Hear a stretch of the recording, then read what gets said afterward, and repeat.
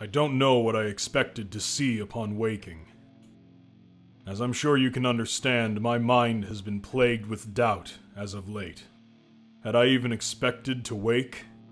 After that spectral demon's cackle became all I could perceive? All I know is that I didn't expect the revelation of Sight's return to be, of all things, a toilet. A fully operational waste disposal device in the middle of a verdant garden of edible stock. The revelation of Sound's return is one I could take to the grave if I lived 1,000 lifetimes. The desperate, distant wails of my comrades. Those, at least, were the noises I actually recognized. What was this place? Were we in hell? As the rest of my senses caught up, I rose from my spot and attempted to discern my strange surroundings. The toilet in the verdant garden was surrounded on all sides by a wide moat, though clear inspection revealed the brown, steaming liquid to be something other than water. Sighing deeply at the horrific absurdity of my plight, I pulled up my sleeves and did my duty as a plumber. A touch test revealed the moat not to be too hot to, swim through. Unfortunately, its depth was at least greater than that of my height, until I felt something brush up against my leg. I was under the impression that the unmentionable state of my coveralls would be the lion's share of my worries. I responded to the ensuing growls by hastening my swim. By the time I reached the other side, I beheld my pursuer as it rose from the muck to give chase on land. By all appearances, it was an alligator. Made of shit. I was being chased by a shit alligator. Thankfully, it was a lot slower on dry land, so I was able to evade it handily just then.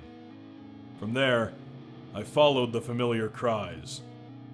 It didn't take too long to find the others standing along a beach near the ocean.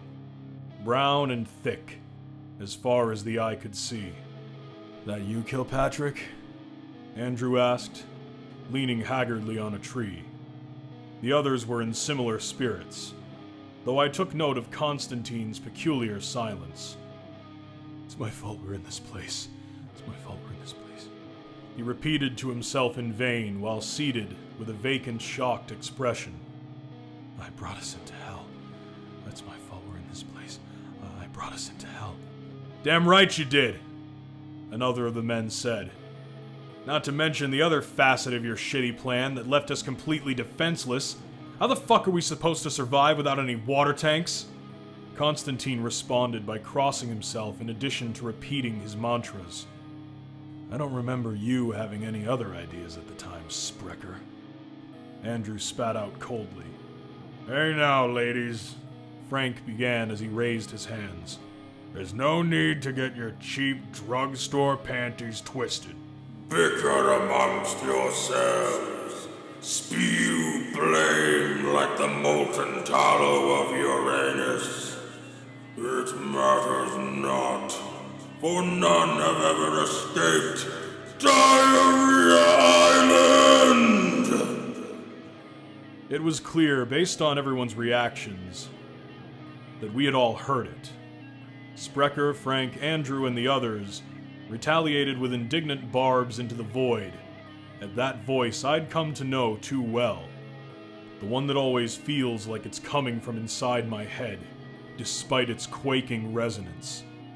Constantine remained the same, only his face was beet red, and tears began streaming from his eyes.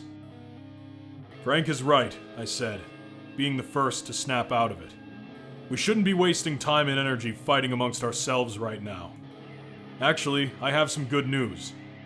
I know this place is fairly desolate otherwise, but I came here from a garden with all kinds of edible greens. The only problem is that it's surrounded by a moat constituted of the same material that appears to encapsulate the very ocean beyond our shores. And it's guarded by shit alligators. But I'm pretty sure if we all work together, we can build some kind of raft to..." "I got a better idea," said Sprecher with a wolfish grin. Instead of looking for Diarrhea Eden, why don't we just eat some of the dead weight that's sitting right in front of us? Before anyone could react, Sprecher gripped his stomach. "What's wrong, Sprek?" one of the other guys from Tanner's squad asked before being pulled suddenly and violently into the undertow of a shit wave that had formed in his exact spot. "Beware, lad! The mighty tides of Moctezuma!" That voice called out. "Garrett!" Another of the men cried before a large, brown, lumpy pterodactyl swooped down and bit his fucking head off. "It's a pterodactyl, but it's made of poop, therefore it's funny! Indulge me, you fucking rubes!" The voice called out again, while the rest of us booked it to the inland, with the exception of Sprecher, who was doubled over in pain. "We gotta go back for him," I said, eliciting a nod from Frank, who then began running. "Fuck Sprecher," Andrew said as he slung the still vacant Constantine's arm over his shoulder. "You think he'd do the same for us?" "He's our brother," I said flatly. "It's our sworn duty, even if he doesn't seem to recognize that right now." I then joined Frank in his effort, which consisted mostly of him waving a large branch at the looming shit pterodactyl. "You take Sprecher back," I said, as I took the branch from Frank's fatiguing arms. "I'll take it from here." "Ah, fuck, man. I'm starting to think you got the easier job," Frank said as he dragged Sprecher away. "This guy reeks even more than you, if you can believe it." The shit pterodactyl continued to screech and lunge at me as I waved the branch. Once I saw Frank make it past the tree line, I began my steady retreat, taking swings at the beast when it got too close. Thankfully, the creature was too big to pursue us through the thick foliage, leaving us with at least one less problem.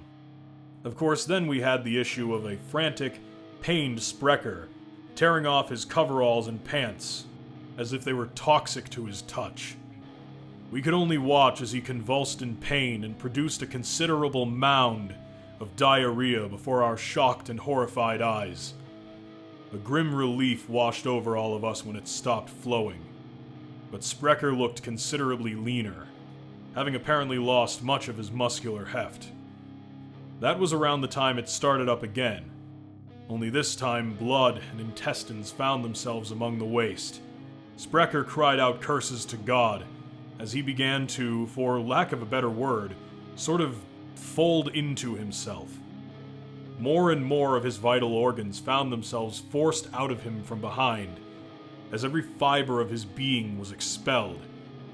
Finally, as his bones began to break from the inside and find themselves forced out of his evidently vortical sphincter, he uttered a final coherent protest. "How the fuck am I still alive?" With those parting words, Sprecher was reduced to a steaming mound of shit-smeared viscera. "There is no distinction between man and waste in Diarrhea Island!" That voice howled before we finally carried on. I scouted ahead while Andrew and Frank carried a catatonic Constantine through the forest. Thankfully, the garden was as it was when I first left it. "All right," I said. "From here we should start looking for buoyant materials." "You see anything buoyant around here?" Frank asked, capturing our attention. "Or how about we just cut down a tree and use it as a bridge?" "All right.